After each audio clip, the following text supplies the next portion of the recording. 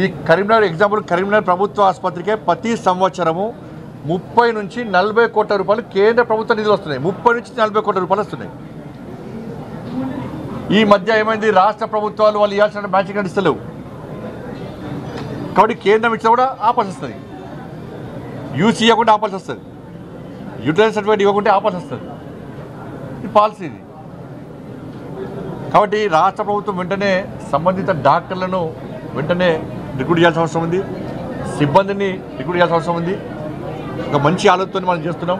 ఇవాళ మీకు తెలుసు, గతంలో 2014, 2015 యూపీఏ హయాంలో వైద్యానికి ఖర్చు పెట్టింది ఎంత అంటే 37,000 కోట్ల రూపాయలు మాత్రమే.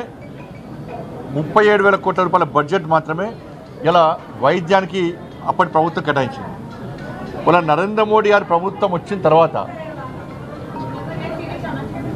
నరేంద్ర మోడీ గారి ప్రభుత్వం వచ్చినాక 1,18,000 కోట్ల రూపాయల బడ్జెట్ను వాళ్ళ కేటాయించడం జరిగింది. అంటే 1,00,000 కోట్ల బడ్జెట్ను ఎక్స్ట్రా వాళ్ళ కేంద్ర ప్రభుత్వం వైద్యం కోసం కేటాయించింది. విద్య కూడా అంతే. అంత ప్రభుత్వం 68,000 కోట్ల రూపాయలు ఇస్తే నరేంద్ర మోడీ గారి ప్రభుత్వం 1,38,000 కోట్ల రూపాయల బడ్జెట్ ఇచ్చింది. అందుకే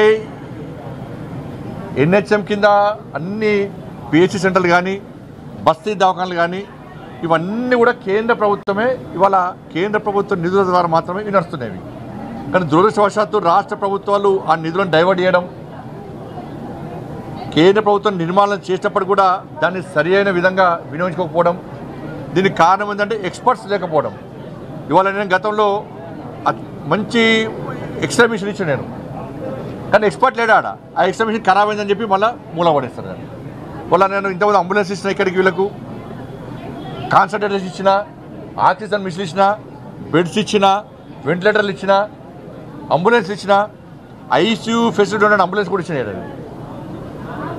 కానీ ఇటు కేంద్ర ప్రభుత్వం ఇస్తున్నది, ఇటు మేము ఇస్తున్నాం.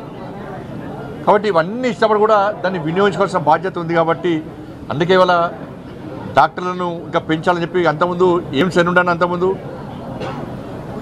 All India institute of medical science ఎన్ని ఉండే, దేశంలో 7 ఉండే కాంగ్రెస్ పార్టీ హయాంలో. ఇవాళ బీబీ నగర్తో పాటు దాదాపు 30 ఎయిమ్స్ నిర్మించినాం మనం. మెడికల్ కాలేజు 387 మెడికల్ కాలేజీలు ఉండే, వాళ్ళు 780 మెడికల్ కాలేజీలు అయినాయి. 51,000 మాత్రమే మెడికల్ సీట్స్ ఉండే, ఎంబీబీఎస్ సీట్లు. వాళ్ళ 1,18,000 సీట్లు ఇచ్చినాం, ఇవాళ పెంచినాం. 31,000 పీజీ సీట్లు ఉండే, వాళ్ళ 71,000 పీజీ సీట్లు పెంచినాం. అంటే ఇంకా డాక్టర్స్ తయారంటే దేశానికి అవసరం ఉందని చెప్పి మనం చెప్పే ప్రయత్నం చేస్తున్నాం. కాబట్టి నేను మళ్ళీ రాష్ట్ర ప్రభుత్వం విజ్ఞప్తి చేస్తున్నాను. కేంద్ర ప్రభుత్వం నిధులు ఇచ్చింది, నిర్మాణాలు చేపట్టింది, అన్ని రకాల సౌకర్యాలు ఏర్పడిస్తున్నది. దాన్ని మెయింటైన్ చేయాల్సిన బాధ్యత రాష్ట్ర ప్రభుత్వం కాబట్టి చేయాల్సిందిగా కోరుతా ఉన్నాను. దాంతోపాటు బంజారా